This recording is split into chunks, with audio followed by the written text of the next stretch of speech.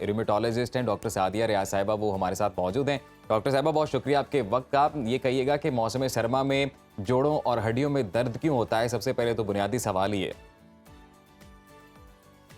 अस्सलाम वालेकुम जी, बहुत शुक्रिया इनवाइट करने का। और ये बहुत अहम सवाल है। आजकल मोस्टली जो आजकल मैं प्रैक्टिस में पेशेंट्स देख रही हैं वो आ ही जॉइंट पेन्स के साथ रहे हैं, जो अचानक सर्दी की वजह से उनकी पेन ज़्यादा हो गई हैं। यहाँ पे थोड़ा सा मैं तारुफ कराना चाहूँगी कि जोड़ों की दर्द दो किस्मों की होती है। अगर ये लोग बात मेरी समझ लें कि एक वो है जिसको हम ऑटो इम्यून बीमारियाँ कहते हैं, यानी कि सोजिश वाला आर्थराइटिस। इसमें गठिया, lupus, psoriatic arthritis, ankylosing spondylitis, इस टाइप की बीमारियां आ जाती हैं जो कि आपके बॉडी के अंदर सोजिश पैदा कर रही होती हैं, आपके जोड़ों में सोजिश पैदा कर रही होती हैं। तो जैसे ही टेम्परेचर ड्रॉप होता है तो जो पेशेंट्स इन बीमारियों के शिकार हैं उनके जॉइंट्स में दर्दें ज़्यादा होना शुरू हो जाती हैं। जो दूसरी टाइप का आर्थराइटिस है वो है जो उम्र और टाइम के साथ आपके जॉइंट्स घिस जाते हैं, उनके अंदर गैप कम होना शुरू हो जाता है, जैसे घुटनों में, हिप्स में, चूलों में। और इस टाइप के पेशेंट्स अगेन सर्दी आते ही इनके पेन ज़्यादा होना शुरू हो जाते हैं। तहकीक के मुताबिक यही देखा जाता है कि जैसे सर्दी आती है आपका एटमॉस्फेरिक प्रेशर ड्रॉप होता है, हवा का प्रेशर ड्रॉप होता है, और उसकी वजह से जॉइंट्स के अंदर जो फ्लूइड होता है वो सुकड़ना शुरू हो जाता है।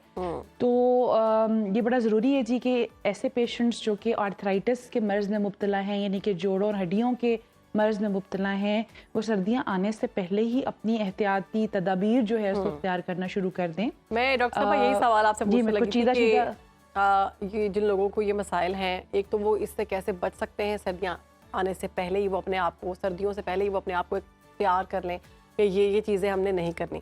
दूसरा, अब हम देख रहे हैं कि बच्चों के अंदर भी ये मसाइल बढ़ते जा रहे हैं, इसकी क्या वजह है?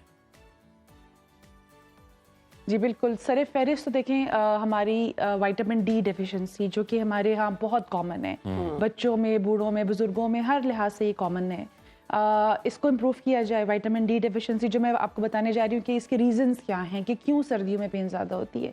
दूसरा देखिए जी, हम सर्दियों में ज़्यादा इंडोर बैठे रहते हैं, कमरों में बैठे रहते हैं, हीटर्स के आगे बैठे रहते हैं, धूप में बैठने का रिवाज और वो सब चीज़ें अब कम होती जा रही हैं। तीसरा ये कि देखिए वर्जिश और एक्सरसाइज का तो बिल्कुल ही कॉन्सेप्ट खत्म होता जा रहा है। बस जी हम अक्सर लोग में काम कर लिया, ऑफिस में काम कर लिया तो ये एक्सरसाइज होगी, तो ये एक्सरसाइज नहीं है। एक्सरसाइज प्रॉपर, कुछ लोग तो चेयर पर भी एक्सरसाइज कर रहे होते हैं तो हाँ, नहीं एक्सरसाइज का प्रॉपर तरीका है जी, और प्रॉपर तरीके से होनी चाहिए। ये सर्दियों में स्पेशली ये चीज़ें बहुत ज़रूरी हैं। और सबसे इम्पॉर्टेंट चीज़ अपनी डाइट का ख्याल रखना। जंक फूड और बाजार के खानों से बेहतर है कि आप हेल्दी खानों की तरफ आएँ, जिनमें से कुछ इंपॉर्टेंट खाने जो बड़े हमारे कॉमनली अवेलेबल हैं, आपकी हड्डियों जोड़ों के लिए बहुत अच्छे हैं। दूध दही का इस्तेमाल हो गया, मछली का सीज़न आ गया, वो इस्तेमाल करें। ग्रीन वेजिटेबल सब्जियाँ जैसे पालक साग हो गया, इस टाइप के। अभी फ्रूट्स आ जाएंगे जिसमें माल्टे और चकोतरे और कीनो, इस तरह के फ्रूट्स हैं। ये हेल्दी चीज़ों का आप जो है एलिमेंट जो है वो इसमें इस्तेमाल करें। यहाँ पे थोड़ा सा मैं और मेंशन करना चाहूँगी कि ना सिर्फ जोड़ों में, बल्कि आजकल पेशेंट्स मेरे पास आ रहे हैं जो कि मसल पेन के साथ भी आ रहे हैं। उसका भी वजह यही है कि एकदम अचानक सर्दी आने से आपके पट्टों में शदीद खिंचाव पैदा हो जाता है, और ये खिंचाव फिर आपके गर्दन में, कमर में, बाजुओं में, टांगों में, मुख्तलिफ एरियाज में जो है ये खिंचाव जा रहा होता है। इसमें हड्डी का कोई प्रॉब्लम या जोड़ का कोई प्रॉब्लम नहीं होता, सिर्फ डॉक्टर साहिबा, चूंकि हम मौसम है। सरमा की मुनासिबत से बात कर रहे हैं कि सर्दी के आते ही इस तरह के जो दर्द हैं वो सामने आते हैं, तो ये कहिएगा कि कुछ दर्द ऐसे भी होते हैं कि जो मौसम के साथ साथ, यानी कि गर्मी आई है तो वो दर्द आपका जो बॉडी पेन है वो चला जाता है, जैसे विंटर्स आती है वो पेन दोबारा स्टार्ट हो जाती है। तो ये जो लाइफ लॉन्ग चल रहे होते हैं मामला, इनको भी कंटेन किया जा सकता है, कहीं पे रोका जा सकता है? बिल्कुल ऐसा ही देखें जी, जैसे मैंने जिक्र किया कि ऑटोइम्यून बीमारियां या ऐसी बीमारियां जो आपके दिफाई निज़ाम को मुतासर कर रही हैं, जैसे कि रूमेटाइड आर्थराइटिस का मैंने नाम लिया, सर फहरिस्त जो पाकिस्तान में देखा जा रहा है।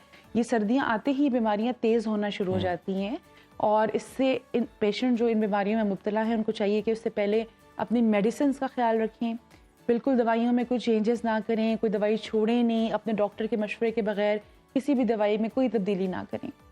दूसरी चीज़ जैसे मैंने मेंशन किया कि अपनी लाइफस्टाइल या अपने रहने के तरीके में कुछ चीज़ों को आप बेहतर करें। आप ये नहीं समझें कि खाली हमने दवाइयाँ खा ली हैं तो ये हमारा काम हो गया है। आपने बाकी चीज़ों से भी अपनी हेल्थ को बेहतर करना है, जिसमें एक्सरसाइज है। अगर आपका वेट ज़्यादा है तो वेट को कम करें, अपने आप को चुस्त और एक्टिव रखें। ये सब चीज़ें करना भी बहुत ज़रूरी हैं। अच्छा डॉक्टर साहिबा, सर्दियों में अमूमन जो मसला आता है, मेरे साथ भी आता है कि जब आप किसी एक पोस्चर में बैठे हुए हैं उसके बाद फिर वो लॉक लग फ्रीज हो जाता जाते हैं हम। आपकी घुटने में लॉक लग गया, आपके आर्म में लॉक लग गया, इससे कैसे छुटकारा पाया जा सकता है? क्योंकि पेन तो नहीं है लेकिन वो कुछ देर के लिए आपको लगता है कि आपका जॉइंट जो है वो लॉक हो गया। बिल्कुल ऐसा ही है। और ये इसकी रीज़न क्या है, अगर हम इसकी रीज़न देखें कि वजह क्या है, तो वो है जोड़ों और पट्ठों की कमज़ोरी। और इससे बचने का और उसको बेहतर करने का तरीका ये है कि मेक श्योर करें कि आपकी डाइट में कैल्शियम, विटामिन डी आप सही मकदार में ले रहे हैं।